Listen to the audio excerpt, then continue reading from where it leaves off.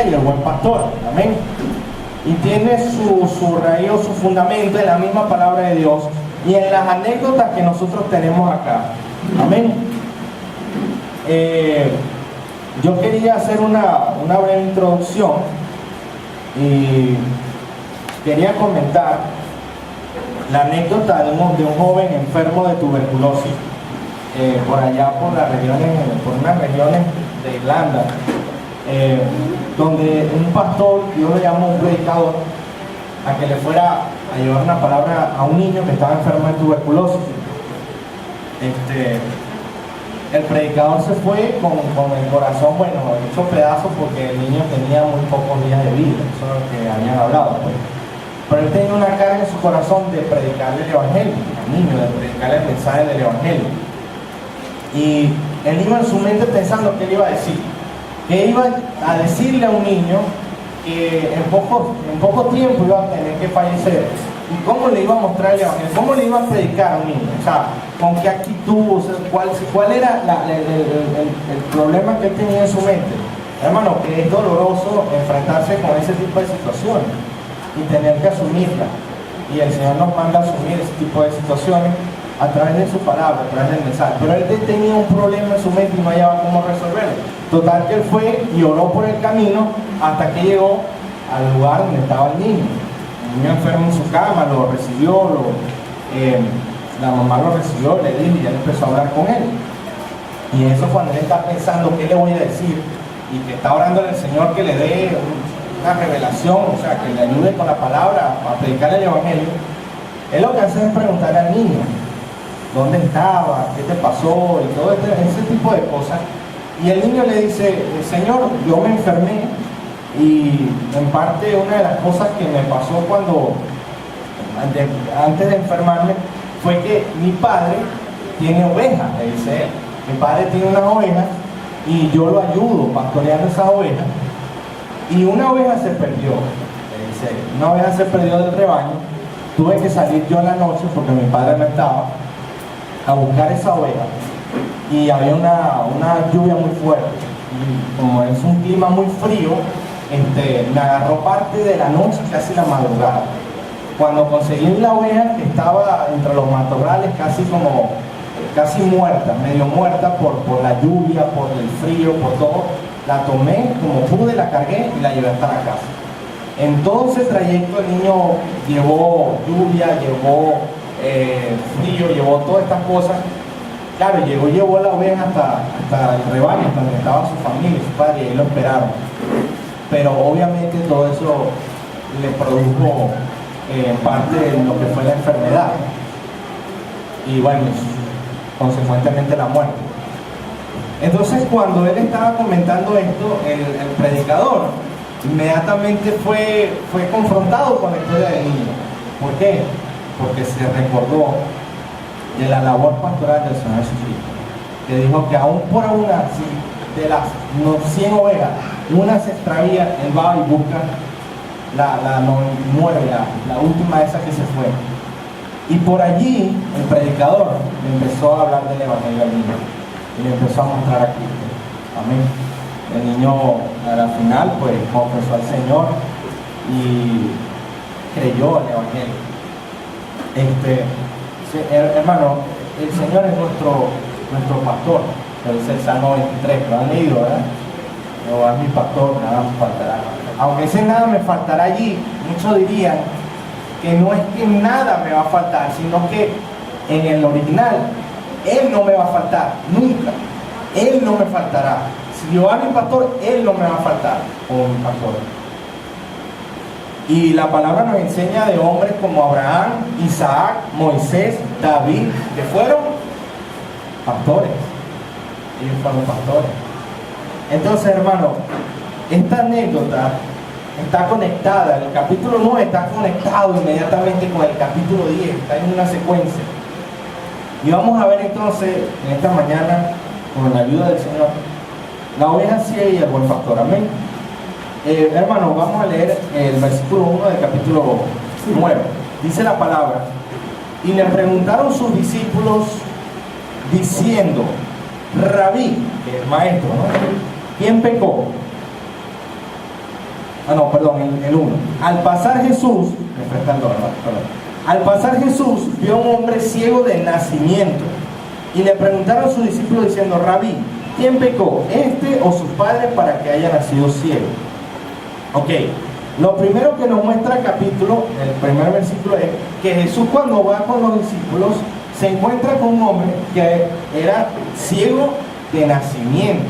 Ok, el versículo 8 nos dice posteriormente que este hombre se sentaba y mendigaba, porque ellos se asombraron cuando Dios hizo el milagro en su vista. Pero el versículo 8 dice: entonces los vecinos y los que antes le habían visto que era ciego, decía: ¿no es este el que se sentaba y mendigaba? Entonces estamos hablando de un hombre ciego de nacimiento que de paso se sentaba y mendigaba cerca del templo, por así decirlo. Hermano, ¿qué es ser ciego de nacimiento? Ser un ciego de nacimiento es no conocer la luz del día. Ser un ciego de nacimiento es no conocer los colores, es no ver rostros, no ver el rostro de nadie. Yo no sé si ustedes a lo mejor les ha pasado que, no sé si les ha pasado, o a los niños a lo mejor, a Andrés, a David, no sé si les ha pasado, que ustedes están con los ojos cerrados, a veces están durmiendo y se despiertan en la noche y como todas las luces están apagadas, cree uno como que si estuviera así, empieza a buscar prender una luz o algo así. No sé si les ha pasado, ¿verdad?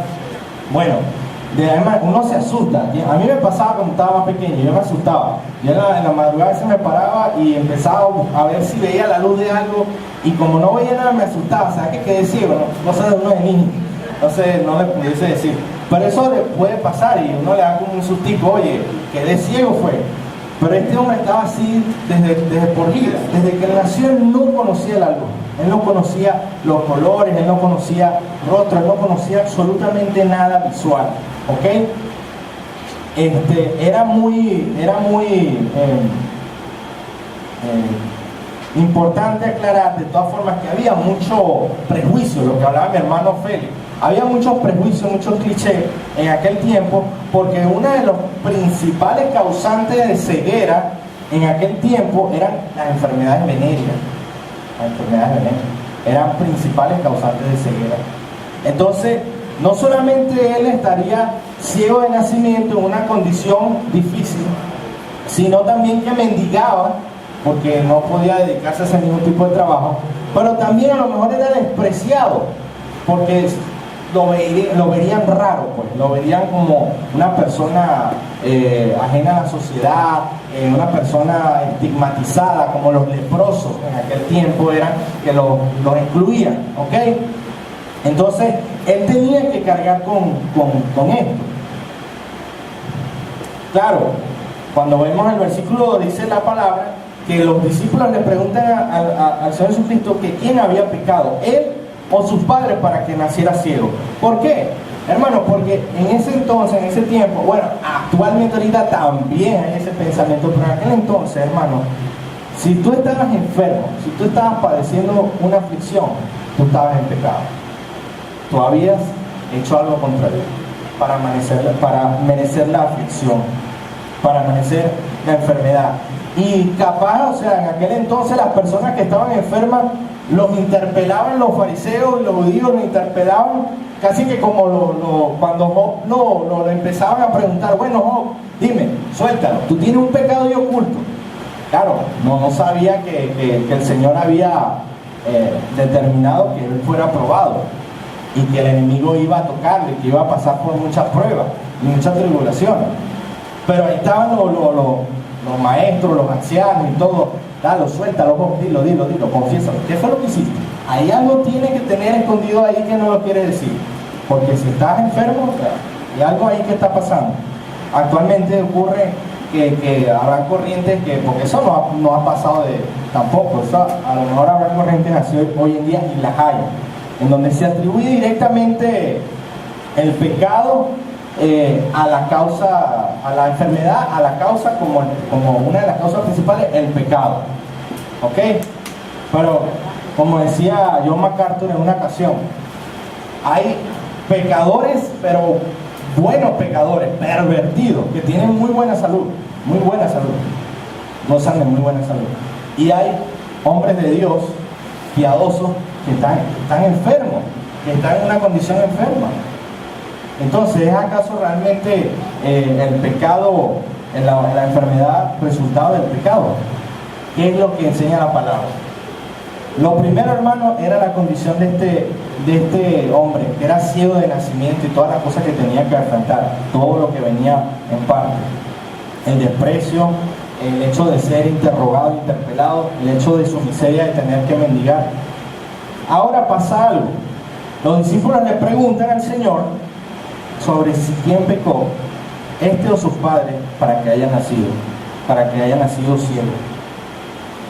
Yo quiero que hagamos algo en este momento, hermano. Présteme atención.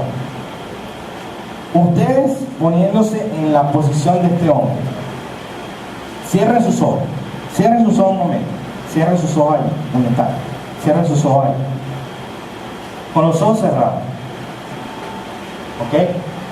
Así de nacimiento, o sea, no conocer la luz del día, no los abran, manténganlo ahí cerrado, estar allí y pasa el Señor Jesús, y el Señor Jesús lo ve a él, ve al hombre ciego de nacimiento, así en su estado, con los ojos cerrados, quizás, no sé, tenía una venda, pero no podía ver. Y los discípulos que están con él no le dicen: Señor, mira, aquí está un hombre que está ciego de nacimiento, ¿por qué no lo sana? ¿Por qué no tienes misericordia de él? No, los discípulos dicen: ¿quién pecó? ¿Él o su padre? Ya pueden abrir los ojos, hermano. ¿Cuál es la sensación de que te tomen como un experimento teológico? ¿Cuál es la sensación de que estar en esa condición? Los discípulos no actuaran con misericordia, no actuaran con compasión, sino que se fueran directamente a un problema de teología. ¿Fue que pecó él o pecó su padre? ¿Qué hace el Señor Jesús? Respondió Jesús, versículo 13: no es que pecó ni sus padres, sino para que las obras de Dios se manifiesten en él. Amén. Se manifiesten en él. Lo que no hacía en aquel entonces, lo que no hacían los fariseos, lo que no hacían los saduceos, de pronto los esenios, tantas corrientes, en la compasión, en la misericordia, el Señor Jesucristo lo hizo. ¿Saben por qué? Porque Él es el Señor Jesucristo. Él es nuestro Salvador. Él no es incomparable, hermano. Y eso hablamos el domingo pasado. ¿Se acuerdan? La actitud de misericordia que tuvo con la mujer adúltera. ¿Se recuerdan? Hermano, Jesús es único. Él es único. Y el Señor Jesucristo agarra esto que viene como una bomba para preguntar, para entrar en un debate ahí. Vamos a entrar en un debate, porque el debate era: ¿será que pecó en el vientre? Antes de nacer, ¿será que él pecó en el vientre? ¿O será que sus padres pecaron y el pecado? Claro, obviamente todos pecamos en Adán, eso es lo que enseña la Biblia. Pero ellos entraban en un tema más profundo. Entonces agarran a este pobre hombre en su estado de miseria y quieren agarrarlo a él como un experimento. Vamos a ver, mira, Señor, aquí está, vamos, ¿qué dices tú? ¿Dónde? Y el Señor Jesucristo les da una lección a ellos allí, una lección de misericordia y de compasión. Ellos, ¿saben qué? No es que pecó, es para que la obra de Dios se manifieste en él. Porque, hermano, Dios se quiere glorificar en nuestras vidas, amén, en la aflicción, en el dolor, en la prueba, en la tribulación. Entonces, el Señor dice allí, dice la palabra: me es necesario, en el versículo 4, hacer las obras del que me envió, entre tanto que el día dura, la noche viene, cuando nadie puede trabajar. ¿Qué está diciendo el Señor allí? Hermano, que antes del día, de la luz del sol, hay una noche, hay una oscuridad, hay un periodo de tinieblas. Pero viene el día, viene la luz del día. La caída de Adán en Génesis solo creó, o sea, dispuso el escenario de la salvación y de la redención del hombre por medio de Cristo. por medio del sacrificio de su Hijo, para que Él fuese glorificado. Entonces, hermano, ¿qué es lo que vemos aquí? Que el Señor lo que ve en Él es una oportunidad de que Dios se glorificara. Porque cuando Él le devolvió la vista, hermano, la gente quedó asombrada, la gente quedó loca. Decía, bueno, pero este no era el que se sentaba y mendigaba. Dios glorificándose.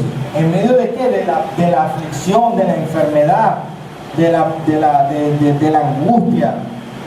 Entonces, hermano, ¿qué es lo que podemos ver esto? Dice la palabra en el versículo 6, dice en el 5, entre tanto que estoy en el mundo, no soy del mundo. En el versículo 6, dicho esto, escupió en tierra, ¿verdad?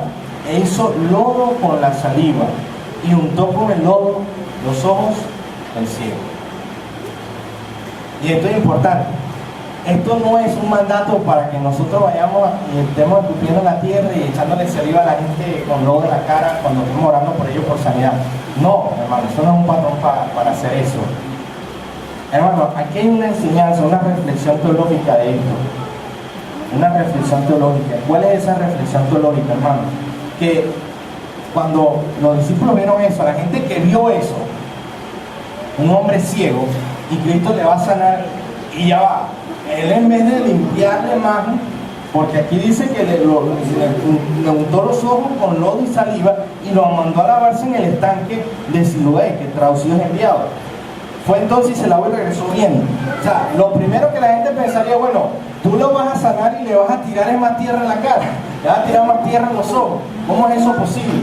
Lo más lógico fuera que le echara agua, le lavara, o sea, no era que le echara más tierra en los ojos. No sé si entienden el punto allí.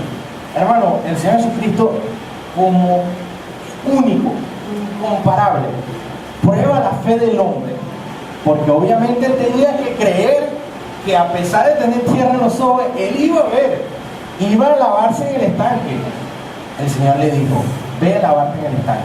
Y con su ojo lleno de barro se fue a lavar en el estanque, creyendo en el Señor.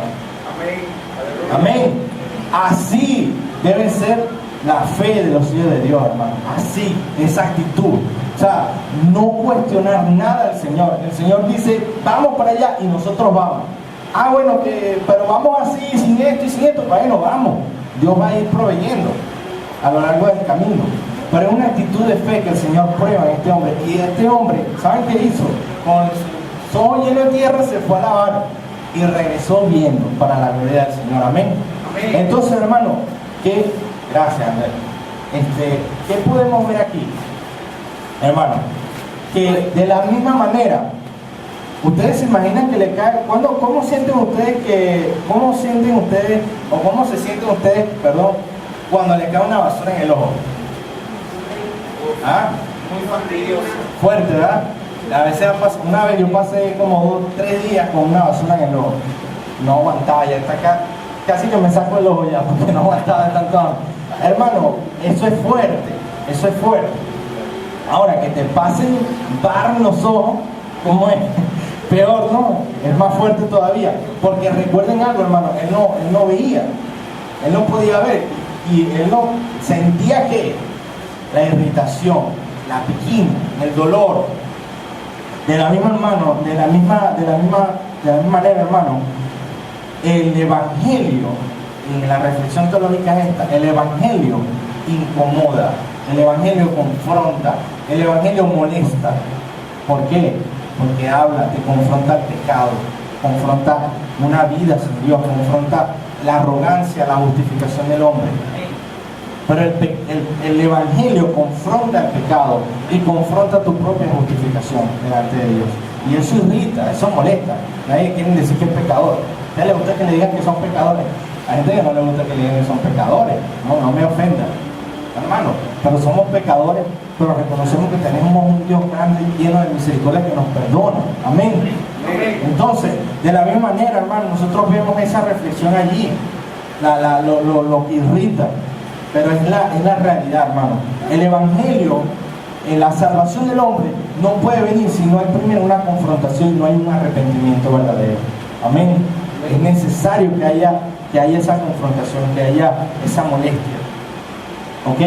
Entonces, hermano, otra de las cosas que vemos, porque primero vemos que es ciego de nacimiento, el segundo encabezado son las obras de Dios que se hacen en este hombre, que el Señor Jesucristo hace en este hombre. Pero lo tercero, ¿saben qué es? El credo de este hombre. ¿Qué creía él?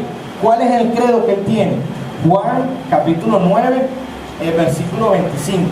Ustedes leen en el versículo 8, 9 y 10 que empezaron a interrogarle, que empezaron a preguntarle, los fariseos, las personas, los judíos, empezaron a preguntar, ¿cómo te fueron abiertos los ojos? Ahí estaban los mismos que estaban con el tema de la mujer adúltera y todo esto, y que estaban buscando agarrar a Jesús, ¿verdad? ¿Y qué pasa? Que lo empezaron a preguntar, ¿qué fue lo que pasó ahí? ¿Cómo te abrió los ojos? Hay algo que él tenía claro, el hombre, este hombre. Él tenía muy claro algo. Dice el versículo 25. Entonces él respondió y dijo, si es pecador, porque dijeron, bueno, este hombre será que es pecador y todo porque quebranta el día sábado, porque era día sábado. Entonces él dice, si es pecador, dice este hombre, no lo sé. Una cosa sé. ¿Cuál era esa cosa que él sabía? Esa única cosa que él sabe. Que habiendo yo sido, ¿qué? Ciego. ¿Ahora qué? Ahora veo. Eso él lo sabía. O sea, en otras palabras, él estaba claro de cuál era su condición espiritual. Sí, su condición física, médica, su condición espiritual. ¿Por qué? Porque cuando él dice esto, dice el versículo 26, le volvieron a decir, ¿qué te hizo? ¿Cómo te abrió los ojos? Pero claro, ellos estaban buscando la manera que le dijera para acusarlo de blasfemia, tanto a él como al Señor Jesucristo. No era poco que estaban emocionados para saber cómo había sido el milagro, era para acusarlo. Entonces, el 26 le dijo, ¿qué te hizo? Y el 27 les dice otra vez. Él le respondió, ya os lo he dicho y no habéis querido oír. O sea, yo se los acabo de decir y ustedes no quieren entender, no quieren oír. ¿Por qué lo quieren oír otra vez? ¿Queréis también vosotros haceros sus discípulos? O sea, ustedes ya se los dije, ¿quieren que les vuelva a decir para qué? ¿Se van a hacer discípulos del Señor Jesucristo? ¿Quieren hacerse discípulos de Él? Ahí van a aplicar una parte humorística, a lo mejor como cómica, no sé, irónica. ¿Ustedes se quieren? ¿Y qué dijeron? No, nosotros sabemos que Dios ha hablado a Moisés, pero respecto a ese no sabemos de dónde sea, dicen ellos. Se ponen ahí como que no, nosotros somos discípulos, y se echaron hacia atrás y eso. Pero ¿qué les dijo el hombre ciego? Que él se estaba contando allí, cuando él le dijo, ¿quieren hacerse ustedes también discípulos de él? Es porque él se estaba contando como un discípulo del Señor Jesucristo, hermano. Es por eso. Ya él tenía claro una cosa, su condición física, tenía claro que el Señor le había devuelto la vista y tenía claro que Cristo era su maestro. Amén. Amén. Entonces, fíjense, eso es tremendo porque dice la palabra, en este caso, ¿dónde estamos? Ok, le dice, respondió el hombre, le dice de nuevo, que porque a los fariseos le dijeron, no, es que nosotros no sabemos de dónde sea, nosotros no sabemos y le dice, bueno, esto es algo maravilloso, eso sí es maravilloso, que ustedes no sepan de dónde es, y él a mí me abrió los ojos, le dice.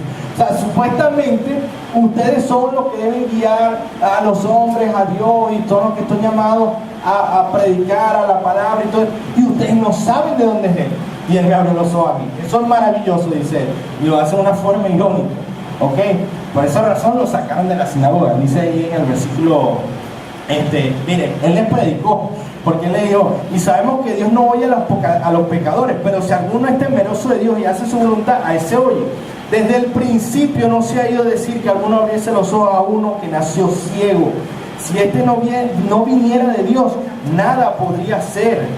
El versículo 34, respondieron y le dijeron, tú naciste del todo en pecado y nos enseñas a nosotros.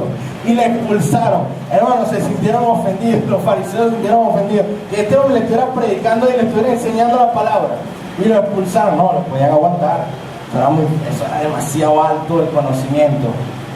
Pero no dice la palabra que él prende a los sabios en su astucia hizo lo vil y lo menospreciado del mundo y las cosas que no son para deshacer lo que Él dice la palabra. Amén. Amén. Entonces, hermano, en las aplicaciones que nosotros podemos ver, nosotros en un momento estuvimos ciegos espiritualmente hablando, hermano. Nosotros estábamos así en esa condición. Nosotros no podíamos ver la luz, pero Dios hizo una obra. ¿Saben qué? Dios nos vio a nosotros, como vio a ese ciego en nacimiento. Y tuvo, ¿saben qué? Compasión y misericordia, hermano. Él no tenía nadie que lo ayudara, estaba en un estado impotente, como nosotros, nacidos en pecado, sin luz, sin tener la más mínima idea. Y muchos se atrevieron a juzgarlo. Ahora, hermano, esta aplicación es importante. Nosotros no estamos llamados a hacer un experimento teológico a las personas en su pecado, en su miseria, en su condición espiritual. Nosotros estamos llamados a predicar en el Evangelio, a predicarles a Cristo. No se trata de en este sentido, si hablamos del contexto doctrinal de si fue elegido o no fue elegido. No, se trata de predicar y mostrarle a Cristo. Se trata de eso. Nosotros nunca sabremos, pero esa es la realidad. Y muchas veces podemos caer en este jueguito de ponernos a estar viendo, pero si es, si no será, o será que le digo, y será que, ay, pero si no fue llamado, y si no fue elegido, y si no fue esto, y si no fue lo otro. No juguemos, no caigamos en ese juego. Seamos compasivos y misericordiosos. ¿Por qué? Porque estamos llamados a ser como ¿quién? Como el Señor Jesucristo. ¿Y qué fue lo que hizo Él? Él le siguió el juego a los discípulos. Él comenzó a decir, bueno, no, es que sí pudo haber sido la persistencia del alma, porque anteriormente se creía en la persistencia del alma. No, Él no entró en eso. Él le habló y les dijo a ellos, les dio una lección. ¿Y saben qué? Esto es para que Dios se glorifique. Amén. Amén. Y las obras de Dios son para glorificarse en nuestras vidas. Las situaciones difíciles, las aflicciones que tenemos que padecer en esta tierra, el Señor las permite. ¿Saben con qué fin, hermano? Muchas veces para moldearnos, para trabajar con nosotros, para disciplinarnos, pero también para Él glorificarse. Aleluya. Porque cuando nosotros estamos en una situación difícil, el Señor lo que está esperando es que nosotros vayamos en Él en oración y le clamemos e intercedamos y le hablemos claramente: Señor, ayúdame en esto, estoy pasando por esto, Señor, tú puedes hacerlo, yo no puedo en mi fuerza. Por esa razón estamos llamados, hermanos, a creer que en cada situación que nosotros tengamos difícil en nuestra familia, en nuestra vida, en medio de la enfermedad, en medio del dolor, estamos llamados a ver una oportunidad para que Dios se glorifique allí, hermano. Amén. Entonces, ¿qué podemos ver? Que la noche es un escenario para que la luz del día en el sol salga y se muestre y brille intensamente. Estamos llamados, no es a ver la noche, es a ver el día que viene, es a ver la salvación en Cristo Jesús, es a ver al Señor glorificándose a través de nuestras situaciones y nuestras tribulaciones y nuestras pruebas. El credo, hermano. ¿Cuál es el credo que nosotros tenemos? ¿Cuál es nuestro credo? ¿A quién creemos? ¿Qué creemos? ¿Qué es lo que sabemos? Él dijo, una cosa yo sé, que yo era ciego, ahora veo. Una cosa nosotros sabemos. Antes éramos ciegos, ahora vemos ¿a quién? Al Señor Jesucristo. Amén. Amén. Entonces, hermano, tenemos que ver esa realidad. ¿Por qué? Porque hay otra cosa que yo quisiera traer aquí en la aplicación, que también es parte, porque estamos hablando de la visión. ¿Saben qué, hermano? Ya que hablamos de la vista, ¿saben qué? Es horrible que nosotros tengamos un problema de obstáculo en nuestra visión, porque veamos solamente la paja en el ojo de nuestro hermano y no veamos la viga que tenemos en nuestro propio ojo. Sí, es una realidad.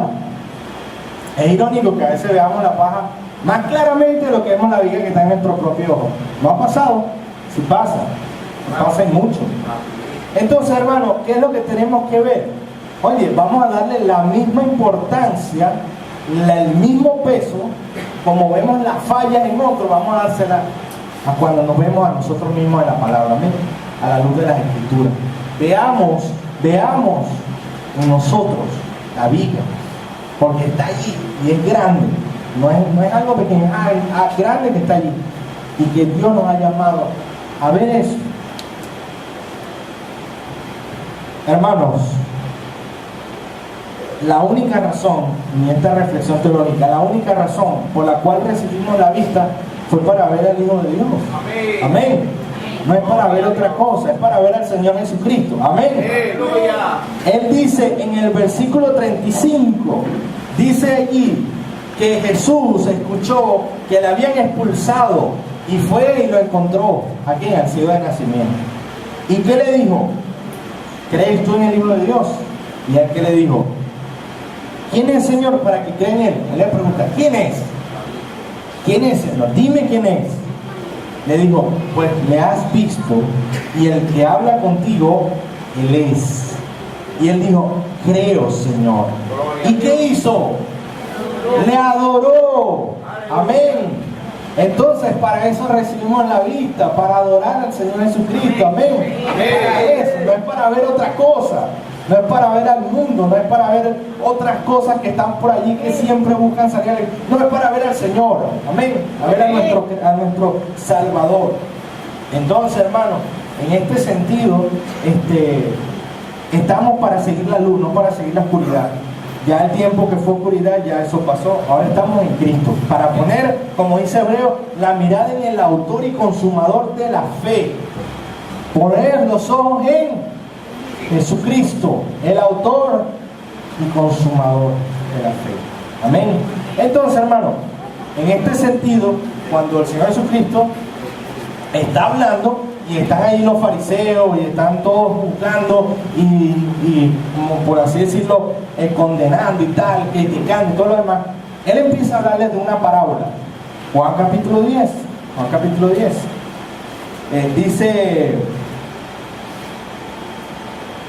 El versículo 40 del capítulo 9, dice, entonces algunos de los fariseos que estaban con él al oír esto, le dijeron, ¿acaso nosotros también somos ciegos? Otra vez ellos ahí poniéndose, como ustedes saben, no, nos van a meter en ese paquete nosotros.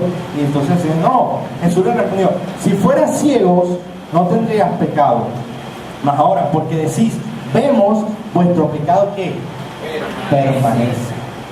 Entonces, el tema no estaba en si eran o no, si no estaban, no, era porque ellos veían, o sea, porque ellos veían.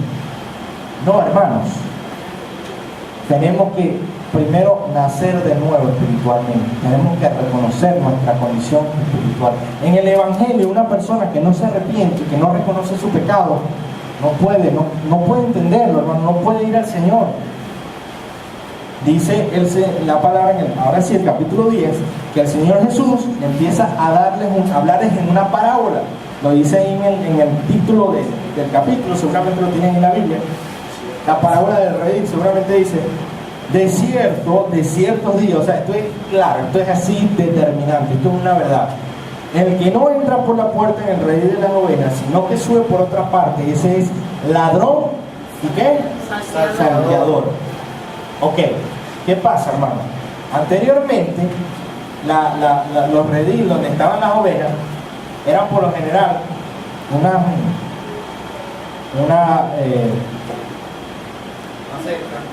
cerca, pero eran de piedra en su mayoría, alcanzaban 2 metros cuando mucho, así no eran muy grandes.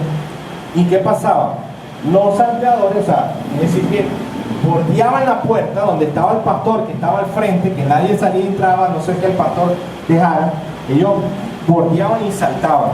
Y el Señor dice aquí, el que no entra por el redil de las ovejas, sino que sube por otra puerta, ese es ladrón y salteador. Y en ese mismo capítulo el Señor Jesucristo dice que Él es la puerta, ¿ok? Él es la puerta.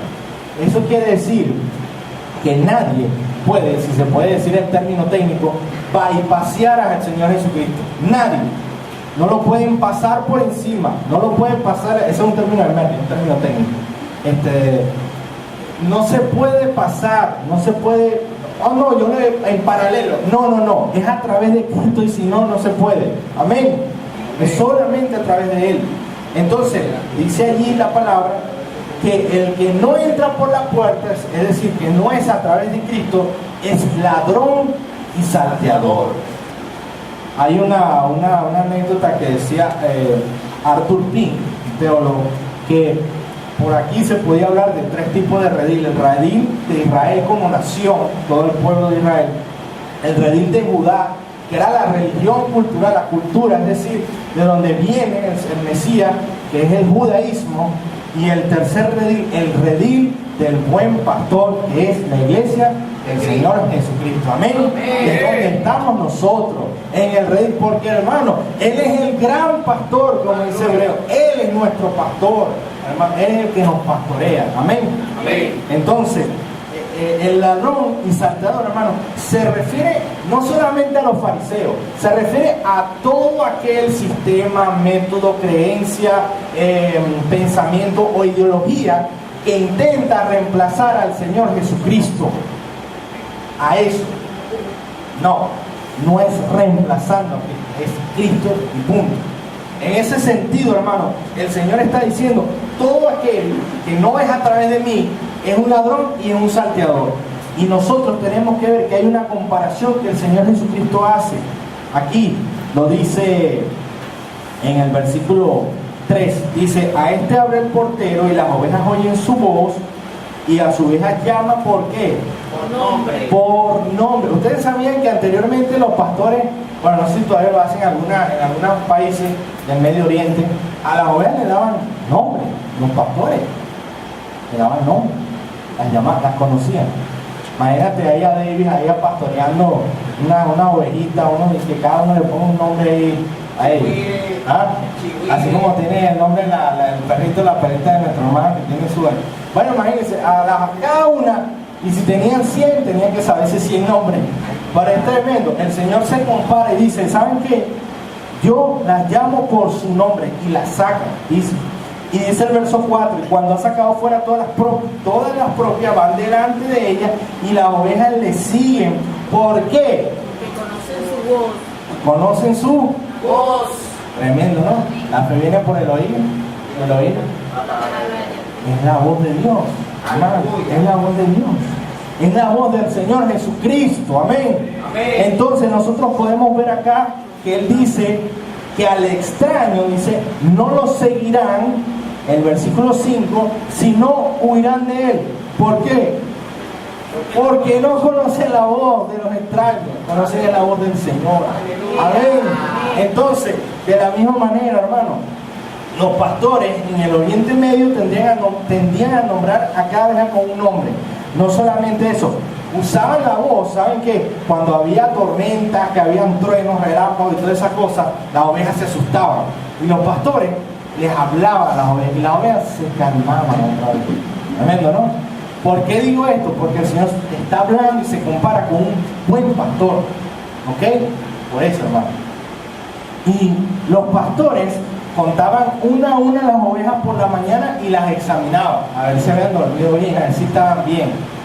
Fíjense, el Señor comparándose con un buen pastor. O sea, que imagínense que Él nos vea, nos examina, siente lo que nosotros sentimos. Fíjense todo lo que hace el Señor Jesucristo. Amén. Y otra cosa, por lo general el pastor intercalaba la salida de las ovejas entre las estaciones. ¿Saben por qué? Porque en primavera, invierno, habían estaciones que no eran propicias para que las ovejas salieran, que las ovejas no podían salir en ese momento. Entonces el Señor, ¿qué hacía? No las sacaba, las dejaba ahí guardaditas, las cuidaba, las protegía. Bueno, cuando el tiempo estaba bien, las sacaba, las llevaba. Vamos a poner atención aquí, vamos a despertarnos un poquito. Amén. Entonces, dice la palabra que Cristo es un buen pastor que primero no es un asalariado, sino que pone su vida por las ovejas. Dice la palabra. ¿Dónde lo dice? Aquí. En el 11, perdón, versículo 11. Yo soy el buen pastor. El buen pastor, ¿qué da? ¿Qué? Su vida por las ovejas, hermano. Él dio su vida por nosotros, hermano. Amén. Él da su vida por las ovejas, conoce a todas sus ovejas, le importan sus ovejas, tiene un llamado para cada una de ellas y duerme como los pastores en la puerta. No permite que nadie salga sino a través de él. Fíjense el cuidado que nosotros tenemos, hermano, en el Señor. que nadie nos puede arrebatar de su mano. Ahí fue cuando el Señor Jesucristo, nadie la arrebatará de mi mano, mi oveja. Es decir, todos los que antes de mí vinieron, ladrones son y salteadores, pero no los oyeron las ovejas. ¿Saben qué estaba diciendo? Este hombre ciego de nacimiento, que me ha adorado, es mi discípulo, es mi oveja. Es mi oveja. Y Dios la había sanado, no solamente físicamente, sino espiritualmente. Amén. Entonces, hermano, ¿qué debemos ver esto? Hermano, si nosotros tenemos un buen pastor, y la palabra de un pastores, ¿verdad? Que hacen la labor que deben ser, que no son asalariados, que dan su importante. ¿Qué tenemos que hablar aquí también? De las ovejas, porque si hay un pastor es porque hay un rebaño. Amén. Hay ovejas. Entonces, fíjense alguna característica de la oveja. Primero, andan juntas y en rebaño. Es una característica de las ovejas, andar en un rebaño. No, las ovejas no andan así solitarios, que andan en su propia cuenta. No, las ovejas están en un rebaño.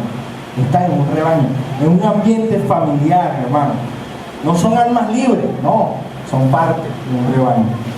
Lo otro, hermano, las ovejas son socialmente y fundamentalmente familiares.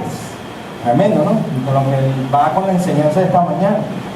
Esas características de la oveja. Otra cosa, hermano, a diferencia de los animales de cría como el cerdo, la vaca y el pollo, la oveja no se puede hacer como hacen con los pollos, que lo confinan en unos granjeros de almacenan de miles y que no, con la oveja no se puede hacer eso. No se puede alimentar superficialmente y hacerla multiplicar superficialmente y que se expandan. No, eso ocurre en otro tipo de animales, pero en la oveja no. Eso nos debería dar una enseñanza a nosotros, hermano. En el rebaño, en el pastorado, hermano, nosotros no podemos hacer más de lo que Dios puede hacer. Es decir, nosotros no podemos hacer trucos de magia para que la iglesia se impacte y crezca de una manera espectacular y extraordinaria en números infinitos. No. Es en el ambiente que el Señor dijo: yo soy el buen pastor y en mis ovejas. Y en cómo, tal cual la Biblia lo enseña. Un pastor, un rebaño, y en ese sentido es que las ovejas van creciendo y se van multiplicando en el ambiente. No va a ser con comida superficial, no va a ser almacenándolas y confinándolas y haciéndolas multiplicar exponencialmente. Entonces, todas las especies de ovejas o razas de ovejas tienen algo que ofrecer, es decir, dones, talentos, se pudiese decir. Hay unas especies que son más para la leche, otras más para la lana, otras más para la carne, etc. Pero todas tienen algo que ofrecer, hermano. Todas tienen talento. Fíjense, hermano, este hombre ciego de nacimiento, despreciado por muchos, era una oveja perdida del Padre. Amén. Una oveja perdida del Padre, a quien Cristo fue y abrió los ojos. Y es el llamado que nuestro pastor nos hace. Amén. Jesús después fue confrontado sobre si él era el Cristo o no. Eso lo vemos ahí en el versículo 22. Dice: celebrábase en Jerusalén la fiesta de la dedicación. Era invierno y Jesús andaba en el templo por el pórtico de Salomón. Y le rodearon los judíos y le dijeron: ¿hasta cuándo nos turbarás el alma? Si tú eres el Cristo, dínoslo abiertamente. Y Jesús, ¿qué le dice? Os lo he dicho y no creéis. Las obras que yo hago en nombre de mi Padre ya dan testimonio de mí, pero vosotros no creéis. ¿Por qué no creen? Porque no sois mis ovejas. Mis ovejas oyen mi voz y yo las conozco y me siguen. Eso es sencillo, hermano. No es difícil. Las ovejas, las verdaderas ovejas del Señor, escuchan la voz de Cristo y siguen a Cristo. Amén. Es a Él que lo siguen. No es otra cosa. Lo demás es ladrón y salteador. Y sirve de distracción. Sirve para desenfocar el verdadero llamado que Dios ha hecho. Amén. Entonces, hermano, veamos para hacer un resumen. Nosotros vemos este hombre ciego de nacimiento que representa al hombre en su estado original como descendiente de que es ciego, muerto en su delito y pecado, como dice Romano. Vemos las obras de Dios que hermano, que la noche es la antesala para el resplandor de un nuevo día, que el Señor Jesucristo ve ese momento como una oportunidad para que Dios se glorifique y se manifieste, indiferentemente de lo que se encontraba, de la cosa que tenía. Entonces seamos misericordiosos y compasivos, hermano, y mostremos a Cristo y prediquemos el nombre de nuestro Señor a todos aquellos que están en una miseria, que están en un estado que nosotros sabemos que están en una situación difícil, luchando contra algo, específicamente gente que no es cristiana, que nosotros sabemos que la están pasando mal, que están pasando por problemas, en situaciones difíciles. Vayamos y tengamos una actitud compasiva y misericordiosa y prediquemos. No vayamos con la misma actitud en este sentido que los discípulos tuvieron por el mover de la época, el mover del momento. Y el mover del momento era, no, pecaste, estás enfermo porque pecaste. Y ahorita se hacen sesiones especiales, la gente paga y todo para liberarte del pecado, de otro pecado, y del tatarabuelo y del abuelo y del bisabuelo. Y no es así. Dice en Ezequiel, el que pecare, esa alma morirá. El que pecare. No se dirá más este refrán en Israel. Los padres que comieron las uvas y los hijos que sufrieron la entera. No va a ser así. Cada quien llamado. Graciela es llamado por el Señor. David es llamado por el Señor. Andrés es llamado por el Señor. Jorge es llamado por el Señor. Así, ya uno a uno, llamados por Dios. Amén. Igual con mi hermano Ramón y Elizabeth, también, igual.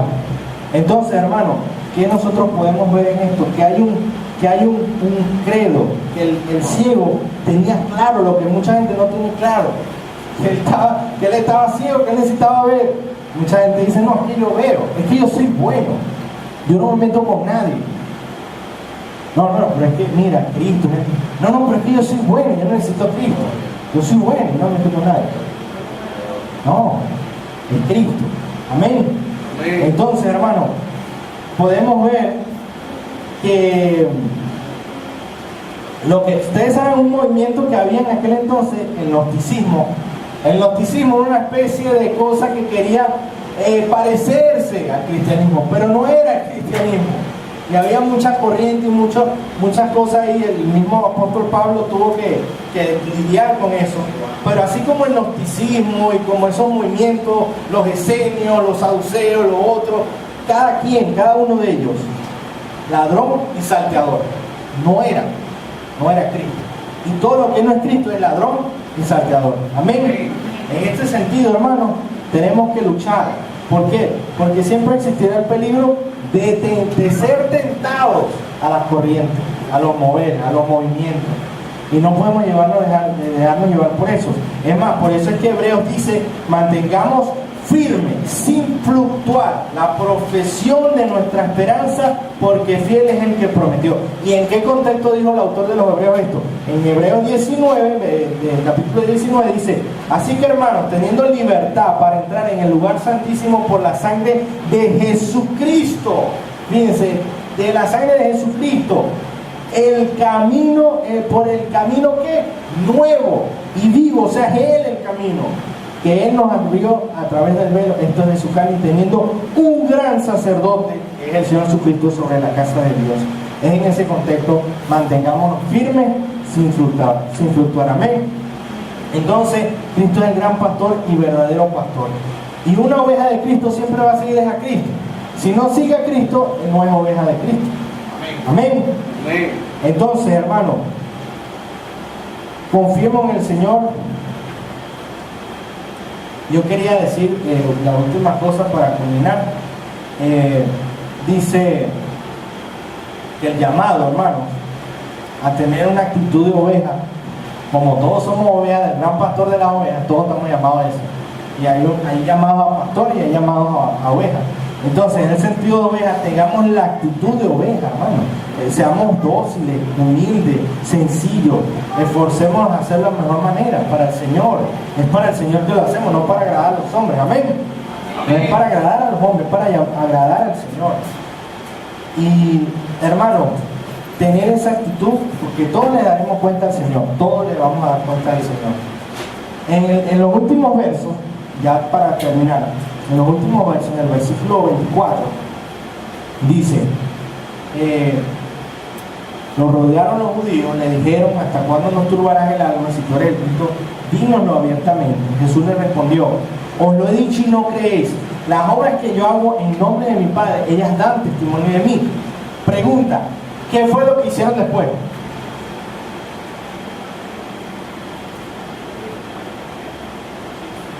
Versículo 31. Entonces los judíos volvieron a tomar ¿qué? Para pelear. Ya que hablamos del anticristo y todo eso, hermano, ¿usted quiere ver un síntoma anticristiano netamente? Todo lo que se levante en contra de Cristo o que ataque a Cristo es un espíritu anticristiano, es esa actitud. Porque el mundo no lo conoció, no lo conoce.